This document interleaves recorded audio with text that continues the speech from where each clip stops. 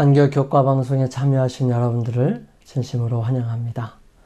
이 시간 셋째 날 7월 9일 화요일입니다. 예수님의 사역의 하루 중에 이어진 안식일 사역 함께 살펴보겠습니다.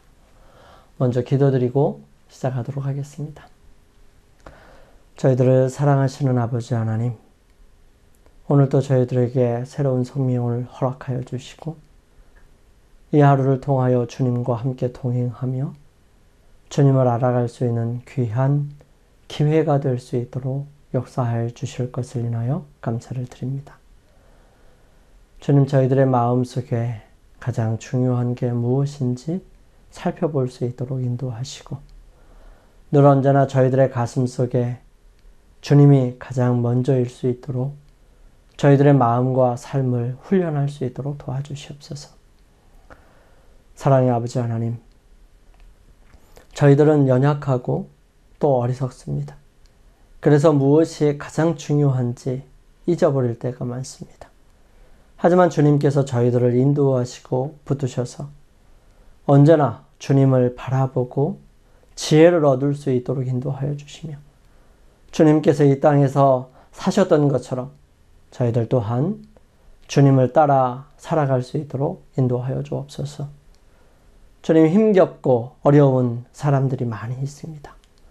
주님, 한 사람 한 사람을 주님 안에서 새롭게 하여 주시고 주님을 바라보며 믿음으로 나아갈 수 있도록 도와주셔서 그 모든 기회들이 주님을 가까이 하고 주님께서 역사하시는 놀라운 은혜의 시간들이 되게 도와주시옵소서.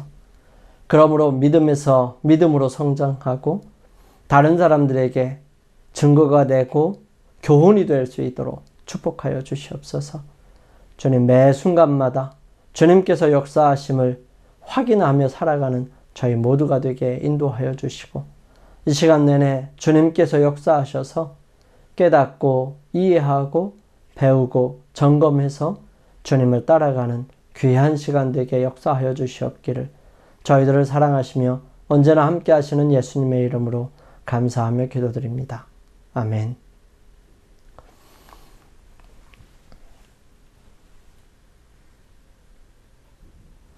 오늘 기억절 함께 살펴봅니다.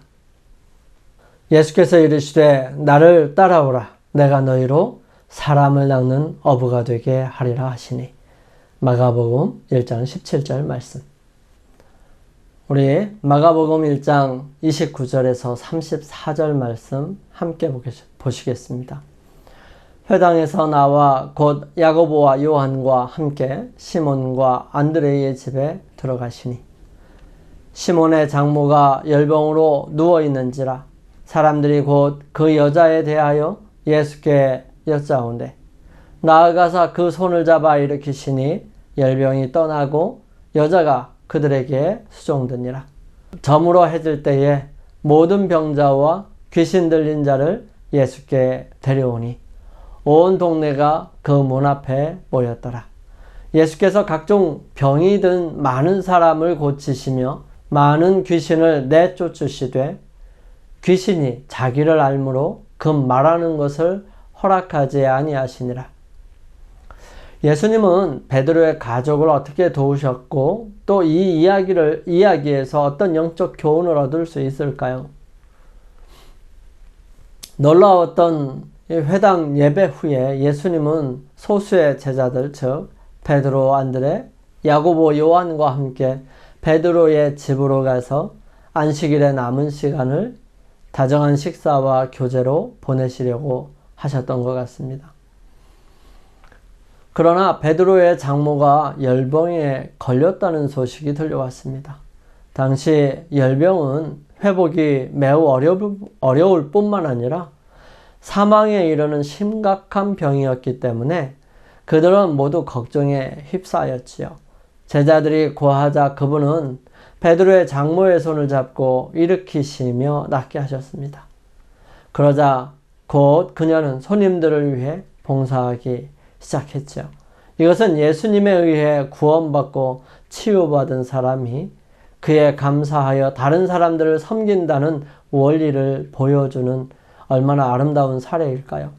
이 부분에 대해 어느 강론은 이렇게 설명합니다. 베드로는 벳세다 출신이지만 이 당시에는 가브나움으로 이주한 것 같습니다.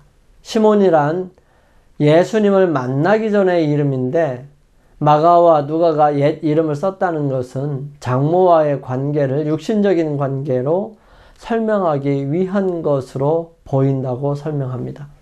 아마도 베드로의 집에서 형제 안드레와 그의 장모도 함께 살았던 것으로 볼 때 상당한 규모의 집이었던 것으로 추측할 수 있다고 말하죠. 그래서 예수님께서 가버나움 사역의 근거지로 사용하지 않았을까 하는 것입니다. 열병이란 헬라어로 피레소라는 말인데 피르라는 말은 불에서 유래한 단어로 불타다, 열병을 앓다라는 뜻입니다. 즉 불과 연관되어 하나님의 심판을 전제한 표현이라고 할 수 있지요. 구약에서 열병에 대해 딱 두 곳에 기록하고 있는데 이렇게 말씀하십니다. 내가 이같이 너희에게 행하리니 곧 내가 너희에게 놀라운 재앙을 내려 폐병과 열병으로 눈이 어둡고 생명이 쇠약하게 할 것이요 너희가 파종한 것은 헛되리니 너희의 대적이 그것을 먹을 것임이며 레위기 26장 16절 말씀이에요. 또 한 군데는 신명기 28장 22절 말씀이에요. 여호와께서 폐병과 열병과 염증과 학질과 학재와 풍재와 썩는 재앙으로 너를 치시리니 이 재앙들이 너를 따라서 너를 진멸하게 할 것이라. 이 부분은 모세를 통해서 이스라엘 백성들에게 축복과 저주를 함께 말씀하시는 장들에서 나오는 내용이에요.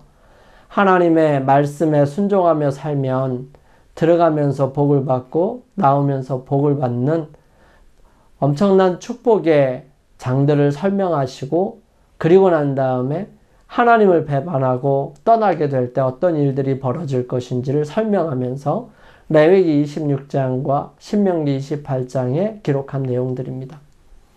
이 장모의 열병은 단순히 병에 걸려 육신적으로 힘든 상태라고 표현한 정도가 아니라 재앙으로 인해 저주 아래 있는 상태를 나타내는 듯합니다. 예수님 당시에도 여자는 임명수에 산정하지 않은 존재였어요. 이런 점에서 철저히 저주 아래 버려져 있고 외면된 상태에 있는 여자라는 뜻입니다. 성경은 이런 것으로 죄의 권세에 매여 저주 아래 있는 인간의 상태를 폭로합니다. 또한 아라누운이라는 단어는 헬라어로 베블레메넨이라는 뜻인데 원형으로는 발로인데 이 말은 백부장이의 하인이 중풍병으로 누웠다라고 할 때 쓰인 같은 단어입니다.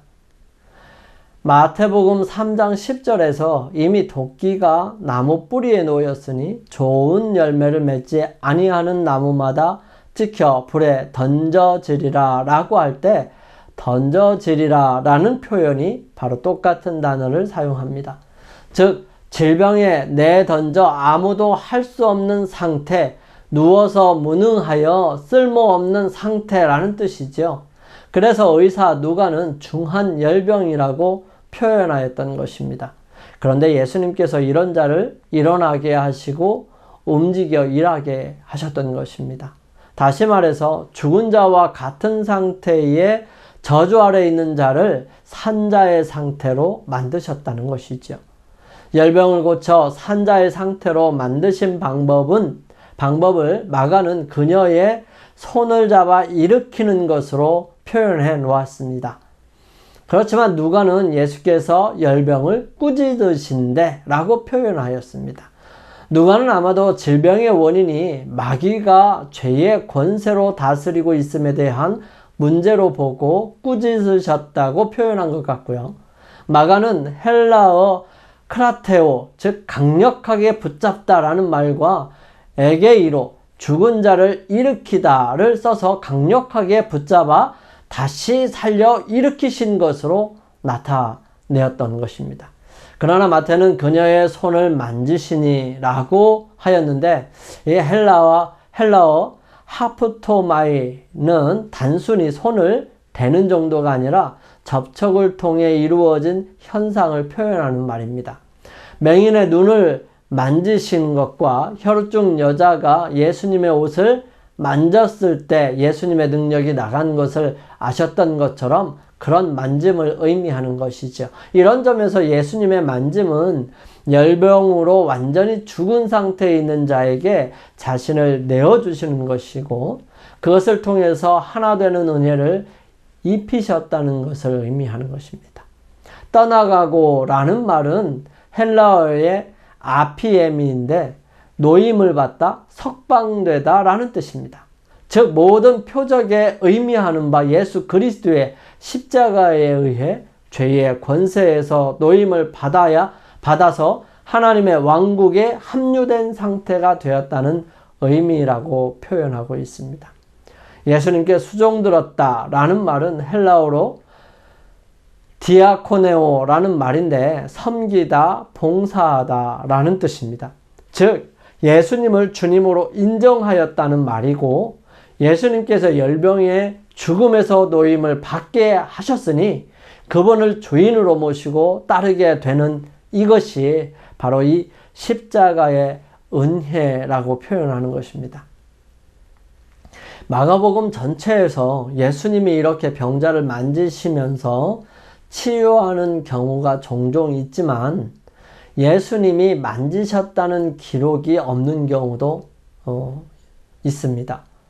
그날에 예수님의 사역은 그렇게 권세 있게 가르치고 또 베드로의 집에서 장모를 그 열병에서 건져내 주시는 것에 그친 것이 아니라 그 후에 해가 지었을 때 많은 사람들이 예수님을 찾아왔습니다. 그래서 그날의 예수님의 사역은 이 베드로의 장모를 살리는 것에서 끝나지 아니하고 회당에서 일어난 일들을 보았거나 소문을 듣고 많은 사람들이 찾아왔어요. 이 해가 진 후에 예수께 치료를 받기 위해 베드로의 집으로 찾아왔던 것입니다. 그날이 안식일이기 때문에 저녁이 되어서야 사람들이 예수님을 찾아온 것을 기자가 밝히지 않는 이유는 이 마가복음의 독자들이 이미 안식일에 대해 잘 알고 있다고 여겼음을 말해주는 것입니다. 이러한 특징은 마가복음의 독자들이 안식일을 지키는 사람들이라는 점을 말하고 있지요. 마가는 그날 저녁 동네 전체가 그 문 앞에 모였다고 설명합니다. 얼마나 많은 사람들이 그곳에 왔는지 상상할 수 있도록 제공해 준 것입니다. 예수님께서 그 모두를 돕는 데는 많은 시간이 걸렸어요. 그렇지만 그 여러 시간 동안에 그 모든 일들을 통해서 주님께서 하신 일이 있으셨던 것입니다. 영감의 말씀은 이렇게 기록합니다. 여러 시간 동안 사람들은 오고 갔다. 왜냐하면 그 누구도 이 치료자가 내일도 여전히 그들 가운데 계실지에 대해 알 수 없었기 때문이었다. 가버나움은 이전에 이와 같은 날을 경험한 적이 없었다. 하늘은 승리의 소리와 구원의 함성으로 가득 찼다. 구주께서는 당신이 일깨워 주신 기쁨 가운데서 즐거워하셨다. 예수께서 당신에게 온 자들의 고통을 목격하실 때 그의 마음에 동정심이 일어났으며 당신의 능력으로 그들에게 건강과 행복을 회복시켜 주기를 기뻐하셨다. 예수께서는 마지막 환자를 치료하시기까지는 그의 일을 쉬지 않으셨다. 깊은 밤이 되어 군중이 다 물러가고서야 시몬의 집에 쉼이 찾아왔다. 긴 흥분의 날이 지나가고 예수께서는 잠자리를 찾으셨다. 그러나 동네가 아직도 잠들어 있을 때 구주께서는 새벽 오히려 미명에 일어나 나가 한적한 곳으로 가사 거기서 기도하셨다. 안식일 저녁에 베드로의 집에 몰려온 군중들의 소리와 구원의 함성은 그들이 어떤 경험을 하였는지에 대해 무엇을 말해줄까요? 이 가버나움에서 있었던 안식일 같은 경험을 하기 위해서 우리는 안식일에 무엇을 할 수 있으며 어떤 것이 필요한지 생각해 봐야 하지 않을까요? 이 안식일 사역은 저녁 늦게까지 이어졌습니다. 가버나움은 이전에 경험한 적이 없었던 놀라운 구원의 기쁨으로 가득 찼고요. 예수님은 그들을 도와주시기를 기뻐하셨습니다. 영감의 교훈입니다. 경험해 본 적 없던 날. 그리스도의 사업에 대한 소식은 가버나움 전역에 급속히 퍼졌다. 백성들은 랍비들을 두려워하여 안식일에는 감히 치료를 받기 위하여 나오지 못하였다. 그러나 태양이 지평선 아래로 사라지기가 무섭게 일대 소동이 일어났다. 가정에서, 가게에서, 시장에서 동네 주민들이 예수께서 쉬고 계시는 보잘것없는 집으로 밀려 들어왔다. 환자들은 들것에 실려서 지팡이에 의지해서 혹은 친구의 부축을 받으면서 허약하여 비틀거리면서 구주가 계신 곳으로 들어왔다. 우리 함께 기도드리겠습니다.